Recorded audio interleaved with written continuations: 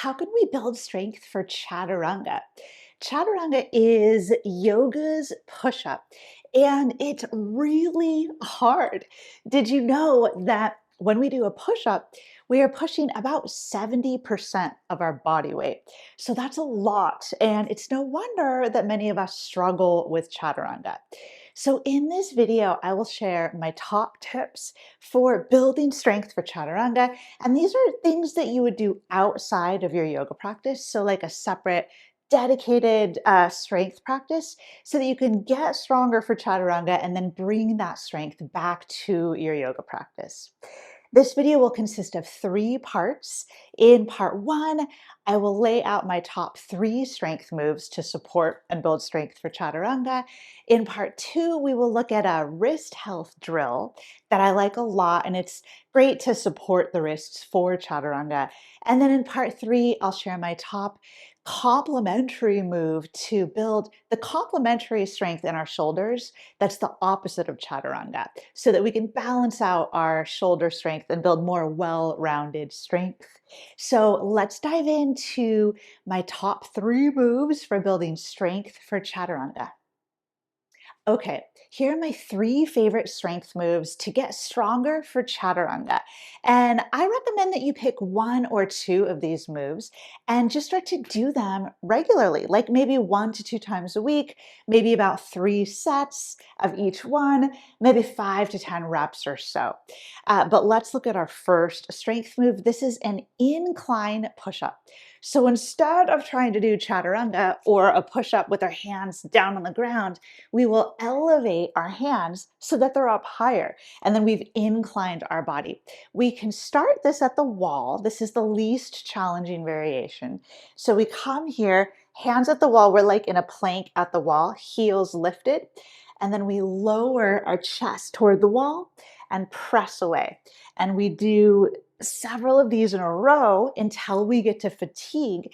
And then once we've worked the incline push-up with our hands at the wall and we've built strength over time, then we start to progressively lower the height of our hands. So a great next step after the wall is like your kitchen counter. That height is really good. And then once you built strength there, then we can go lower. So then maybe it's hands on a bench, like a workout bench or a chair.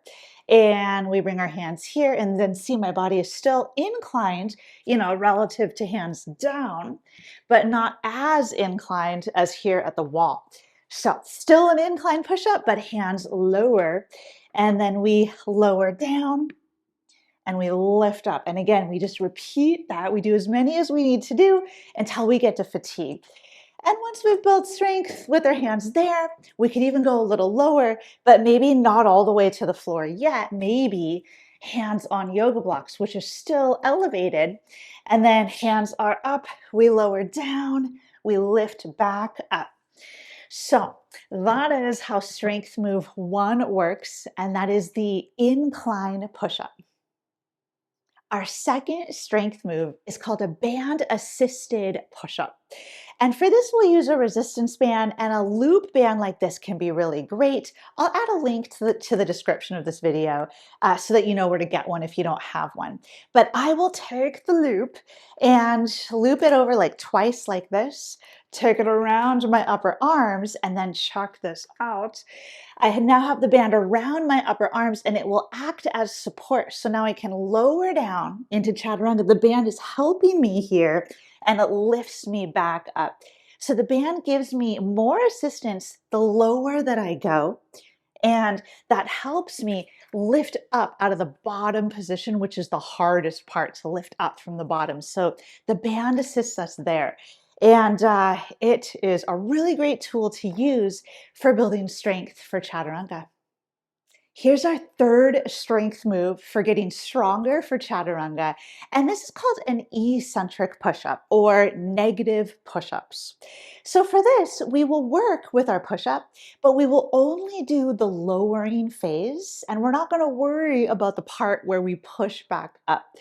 So we start off in a plank pose and we lower with control. So it's a slow lower all the way down to the floor. Then once we're down, we don't worry about pushing back up the way we came down. We can just come back up any old way so that it's relatively easy. And then we go right back into our plank and we lower with control. We really try to preserve plank alignment and we lower slowly down. That's the eccentric phase. Then to reset, we just come back up any old way that's not challenging, and we reset up in plank and we lower back down.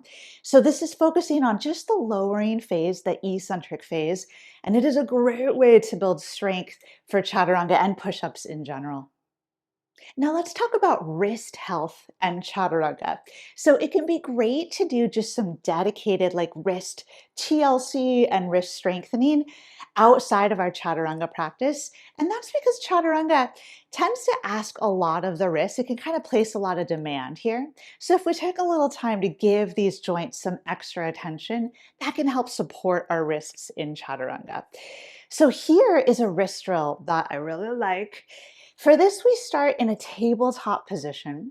And now the focus is going to be on my right wrist here, so this hand. I will preserve this wrist angle, which is wrist extension. I will keep that as I lift my hand and reach my arm forward, then swipe my hand down. I'll try to not touch the floor. I'll try. As I take my arm back behind me, and here I will fold the hand back and reach my fingers toward my shoulder. And then creep my fingers back down to extension, wrist extension, and then I swipe forward, trying not to touch the floor. Reach forward with my wrist in extension, and then just repeat like this. So down, back. Once we're back, we fold the wrist over and curl the fingers toward the shoulder. Then we unfurl that back to wrist extension, reach forward. Try to keep the elbow straight as you lift the shoulder, and then continue like that. So it's a really cool move. I'm not sure if I've ever even really seen it out there, but I really like it for targeting the wrists. When we reach forward, we get to work the wrist extensor muscles in a shortened position, so it's active wrist mobility. Then when we reach back, we get to curl the wrist into flexion, and we're working the underside of the wrist. So full range of motion, but with some active control. So let me know what you think if you give it a try. Now let's talk about well-rounded shoulder strength for yogis. So chaturanga is awesome, but our yoga practice as a whole tends to be very pushing dominant. Chaturanga is a horizontal pushing movement. We are pushing the floor away from us in chaturanga, and that's great, but it can also be very helpful, especially for yoga practitioners, to also work the opposite and complementary movement. So instead of only always pushing through the arms, it's great to also pull through the arms as well. Now, there are many ways we can do this, but here is a pretty simple way if you have a resistance band. And these are rows. So this is a horizontal row. If you know rows, then you're good to go. And there are many variations with weights, with machines, with a barbell, like inverted row. But here we're just going to talk about a resistance band row. And if you have a resistance band for the banded push-ups that I featured, then you're already good to go because you have a band. So there are two options that I'll share here, but I like this one. We sit in staff pose and we loop the band around our feet. And then we just reach down, catch the band. We want tension on the band, keep a tall spine, and we pull our elbows back. And then we let the hands come forward again. So just repeat this. See how I'm pulling against resistance? I'm doing this now. And this is the opposite of chaturanga, which is pushing against resistance. So this is a great way to round out the loads to our shoulders, especially for yoga practitioners, and a great way to work our shoulders in the opposite direction in a complementary way to chaturanga. So this here is one variation you could do for rows with a band. And here is a second variation. This is a bent over row, so you could also take your band. You can step on it, feet maybe about hip distance apart, and then you hinge forward, reach down, so you're horizontal-ish with the torso. Reach down, catch onto the band, and then again, tall spine, pull up, and pull back down. So just think of pulling as your spine stays neutral, and we repeat this until we fatigue these shoulder pulling muscles. So that is a horizontal row. It's a perfect complement and a great way to support the shoulders all the way around, really with Chaturanga in mind. If you appreciated this content, subscribe to my channel so you can stay up to date on all of the tips that I share.